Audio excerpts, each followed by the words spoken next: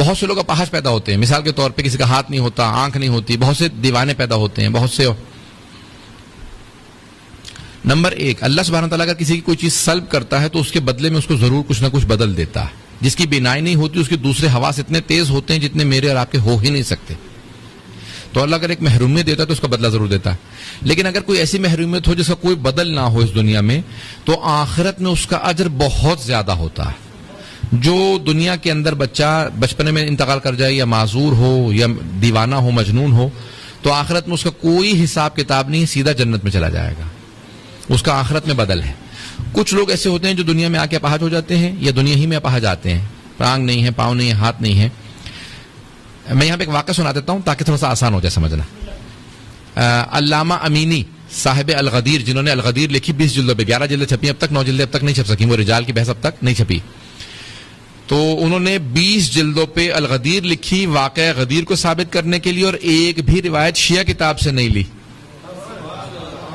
الغدیر پوری کتاب لکھی اہل سنت کی کتابوں سے کہ 20 جلدوں میں ثابت کیا کہ غدیر خم کے اندر رسول خدا نے علی کی ولایت کا اعلان کیا. ان کا ایک پاؤں لنگڑا کے چلتے تھے، پاؤں خراب تھا.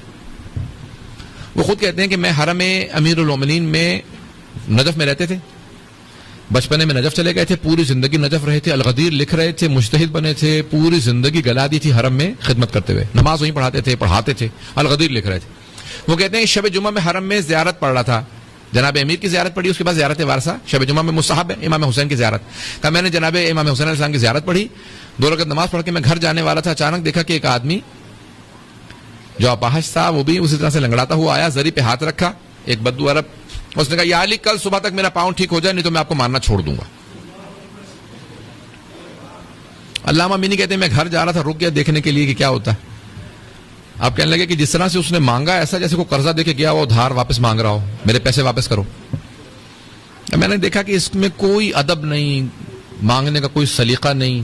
پھر اس کے پاؤں کو دیکھا، گارا لگا ہوا، اس کا مطلب ہے وضو بھی کر کے نہیں آیا، گارے سمیت ایسے آ گیا. پوری رات اس کو دیکھتا رہا، قرآن پڑھتا رہا، دعا پڑھتا رہا، لیکن دیکھتا رہا یہ کیا کر رہا ہے. پوری رات کبھی سو رہا ہے، کبھی ادھر اس کو دیکھ لیا، اس کو دیکھ لیا، نہ کوئی دعا پڑھی، نہ کوئی زیارت، نہ قرآن، کچھ نہیں.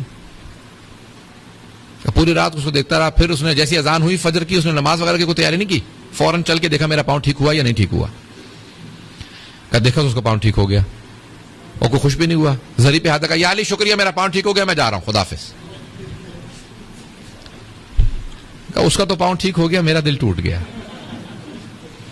35 سال سے نجف میں خدمت کر رہا ہوں، آج تک میرا پاؤں ٹھیک نہیں ہوا. علامہ امینی کہتے ہیں 35 سال سے، اور الغدیر لکھ رہا ہوں پچھلے 20 سال سے. لیکن کہیں گے میری میں اتنی جرت نہیں تھی کہ میں مولا سے شکوہ کر سکتا.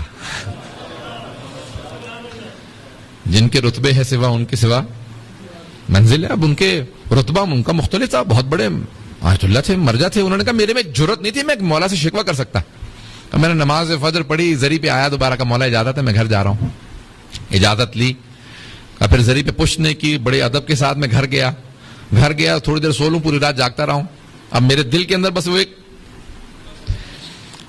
مسلسل بات چل رہی تھی کہ 35 سال سے میرا پاؤں خراب ہے، مولا کی زری پہ خدمت کر رہا ہوں، الغدیر لکھ رہا ہوں، مجتہد بنا ہوں، میرا پاؤں نہیں ٹھیک ہوا. میں نے شکوہ نہیں کیا، لیکن بات آ گئی دل میں. کہ میں سو گیا، جیسے سویا فوراً خواب میں امیر المومنین کی زیارت ہوئی. مولا آئے اور آنے کے بعد ایک جملہ کہا اے عبد الحسین امینی، جہاں تک تیری الغدیر کا تعلق ہے تو میرا حق ہے کہ تو لکھے. میں اس کا وہی ادراک کر سکتا ہے کہ جو اس معاملے کو سمجھے کہ مولا فرما رہے میرا حق ہے کہ تو لکھے، میرا حق ہے، میری ولایت کا تجھ پہ حق ہے. کہ اوروں میں صلاحیت نہیں ہے کہ وہ لکھ سکیں، تجھ میں صلاحیت ہے، یہ میرا حق ہے کہ تو لکھے، میرا حق ہے کہ تو الغدیر لکھے. نمبر 2، جہاں تک تیرے اجتہاد کا تعلق ہے آخرت میں بہت بدل ہے، اور الغدیر کے بھی بدلے میں تجھے میں آخرت میں جو کچھ ملے گا دنیا میں تو سمجھ ہی نہیں سکتا. لیکن جہاں تک تیرے پاؤں کا تعلق ہے تو جانتا ہی نہیں ہے کہ اس بیماری کا آخرت میں بدل کیا ہے. اگر میں تیرا پاؤں ٹھیک کر دوں، اور میں طاقت رکھتا ہوں، ولایت رکھتا ہوں، میں ولایت رکھتا ہوں تیرا پاؤں ٹھیک کر دوں، لیکن نہیں ٹھیک کر رہا کیونکہ تو جانتا نہیں ہے آخرت میں بدل کیا. اور سن، اگر تم مجھ سے یہ بھی کہہ دینا یا علی میں ماننا چھوڑ دوں گا میرا پاؤں ٹھیک کر دیں تب بھی تیرا پاؤں ٹھیک نہیں کروں گا.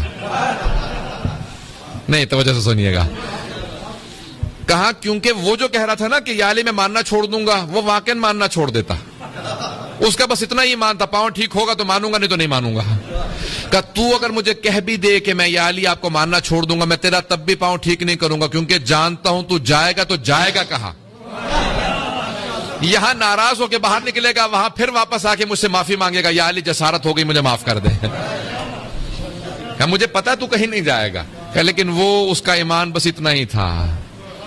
اذان گرامی بعض اوقات دنیا کے اندر چھوٹی چھوٹی پریشانیاں بیماریاں پریشانیاں ہوتی ہیں انسان کو معلوم نہیں ہوتا آخرت میں اس کا بدل کیا ہے. اللہ اگر ایک چیز سے محروم کرتا ہے تو اس کے بدلے میں اس دنیا اور آخرت میں کیا دیتا ہے وہ ہم نہیں جانتے. اگر بات واضح ہے تو انشاءاللہ تعالی یہ جو آزمائشی دنیا کے اندر آتی ہیں ان تمام چیزوں کے بدل ہوتے ہیں. ان تمام چیزوں کے اس آخرت کے اندر بدل ہے چاہے وہ معذوری ہو کوئی بھی چیز ہو اس کا آخرت میں بہت بڑا ہمارے لیے بدل موجود.